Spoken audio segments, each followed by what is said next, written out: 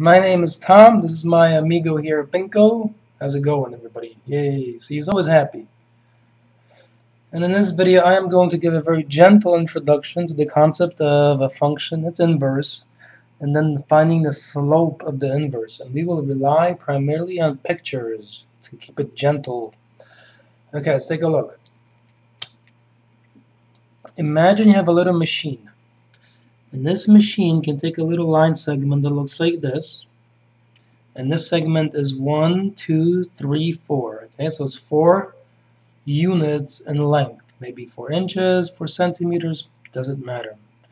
Now imagine you have a little machine. You can feed the segment into the machine, and it gives you a new segment, but the length of this segment is double the old one. Okay? So you will now produce one that is 8. So 1, 2, 3, 4, 5, 6, 7, 8. So this one began having a length of 4, and the new one is 8. And now imagine instead we want to return to the one that is 4. So we need a new kind of machine. We need what we call an inverse. Okay? So in symbols what we have is this. Imagine a little segment of length 4.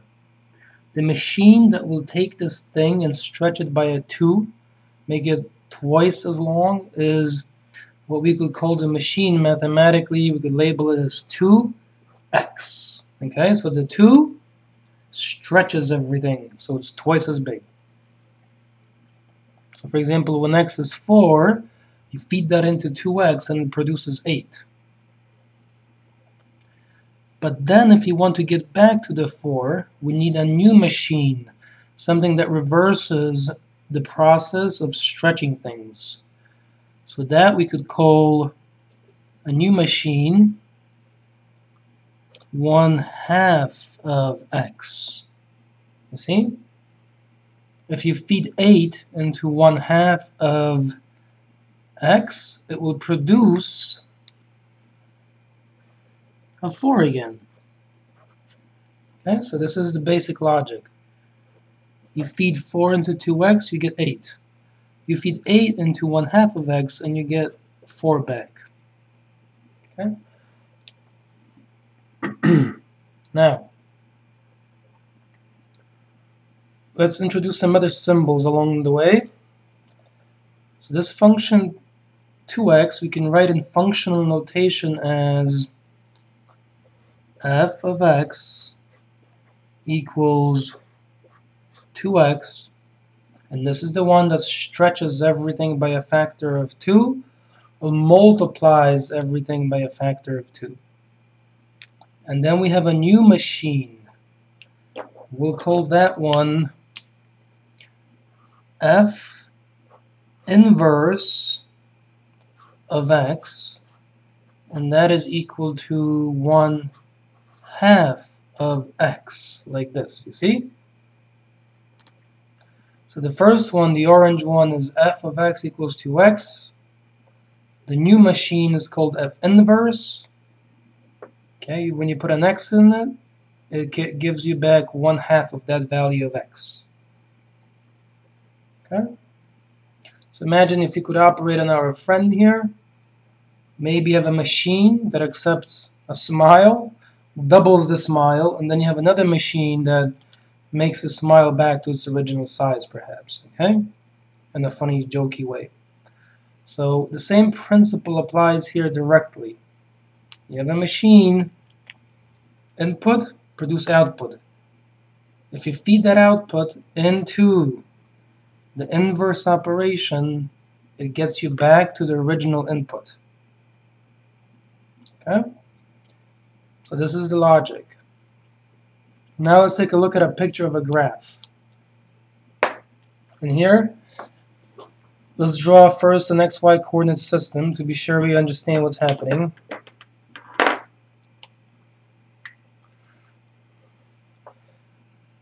And then we'll just turn the page and you will see how easy this concept is to understand if you simply know how to look at it from the right angle. This is x, and this is y. We've created a coordinate system. Okay? Now let's take a look at a graph of some function within this coordinate system, and I will simply make one and say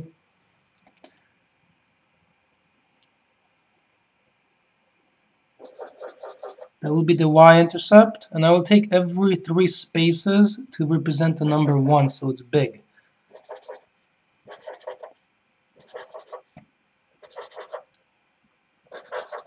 Yes, that's 1, that's 2, that's 3, that's 4, that's 5, and that's 6. Okay. So 1, 2, 3, 4, 5, 6. Likewise on the vertical. And imagine we are going to draw the run of our function. This is going to be a linear function that looks like a line. So let's say it's got a run of 1. And say, to keep things clear, it's got a rise of 1, 2. Now, with this in place, we connect the 2 points with a straight line. Okay, that's the next step in the process, so we can visualize things.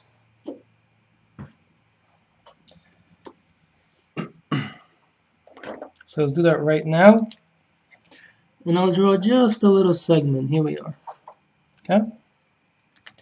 So what we have is a rise of 2, and we have a run of 1. There you are. Okay, that's our slope. If we are looking at it from this perspective, this machine that I've drawn here, okay, the slope triangle, we can call that M. That equals the 2 that you see over the 1. Okay, that's our slope.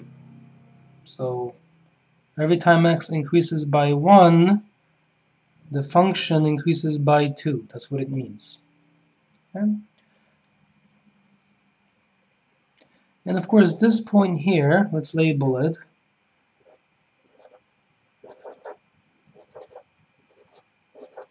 Okay, this is the point 1, comma 3. This is the point 1, comma 3. Okay? So you see that the slope is 2 over 1 when we are looking at it from this perspective. And now let us switch our focus the following way. Turn the page, as I've done here, and take a look at it from this angle, and you will see something else. Okay, this is the whole concept of an inverse in a single picture. What is the slope of the segment now? Well, now you see that the axis is getting positive and getting up that way. You see that the horizontal now is 2 and the vertical is 1. So if you define the slope as before as the change in the vertical over the change in the horizontal, rise over run, nothing has changed. It's just 1 over 2. Okay, so the slope of the segment, when we look at it from this perspective, where we treat y as the independent variable and x as the dependent variable, that slope is simply equal to 1 over 2. That's it. Okay, so from this angle, that new slope is, call it m again, why not? And that is equal to 1 over 2. Okay. With this in place, turn back the page.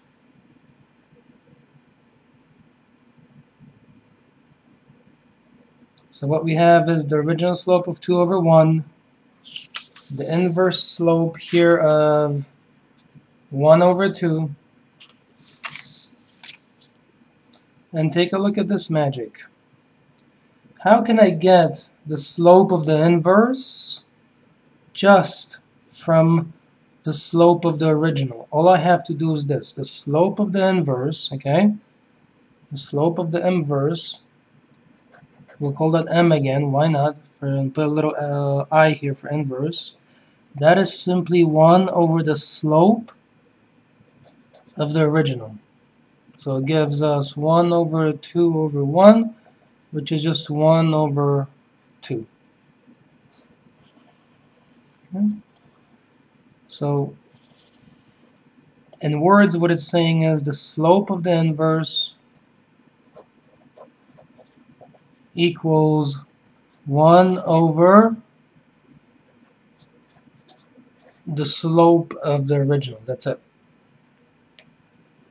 So this is an introduction to finding the slope of an inverse of a function. In the next example, we will take a look at a more concrete form, and we'll talk about more of the concepts involved. But what you should know is draw a little coordinate system. Well, even before that, be sure you understand the purpose of an inverse, which is to be able to reverse some process. Okay?